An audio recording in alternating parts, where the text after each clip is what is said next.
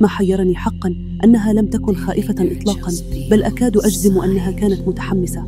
وحين سألتها عن سبب عدم خوفها ضحكت وقالت: يا أختي، هذا هو الشرق، من العادي جدا هنا وجود الجن، فقد نشأنا وتربينا على القصص التي تحكي عنهم، لكننا لم نسمع يوما أنهم أذوا أحدا.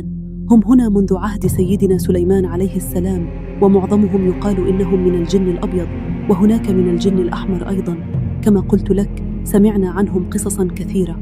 أما بالنسبة لي فطالما أنهم يحبونني ويحرسونني، فلماذا أخاف منهم؟ على العكس، أنا سعيدة، لأنهم يرون ما لا نراه ويشعرون بما لا نشعر به، ولذلك سأكون آمنة معهم.